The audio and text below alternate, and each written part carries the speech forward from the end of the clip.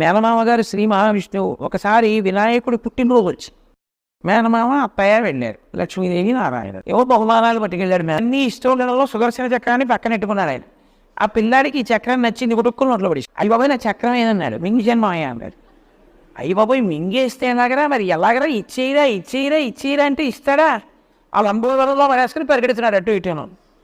అప్పుడు శ్రీ మహావిష్ణువు ఆలోచించారు ఎలా వీడి కడుపులోంచి తేవడం. వీడికి ఏదైనా హాస్యస్ఫోరకంగా ఉంటే సంతోషిస్తాడు ఆయన. వీడికి నవ్వు పుట్టిద్దామని కుడి చెవి తీసి ఈ చెవిని ఎడం చెవిని పట్టుకుని గుంజీలందరి మొదట తీసిన వారు విష్ణుమూర్తి. వినాయకుడు చూసి నవ్వునవాడు. పిల్లవాడికి పలక మారి లోపల నుంచి సుదర్శన చక్రం బయటపడిపోయాడు. అమ్మాయి చాలా బాబు అని కలుపుతూ తీసుకున్నారు. అందుకే ఇప్పటికీ ఆయన అనుగ్రహానికి ఏం చేస్తారంటే వెళ్ళి గుంజీలు తీస్తారు ఆయన దగ్గర. ఎక్కడి నుంచి వచ్చింది అంటే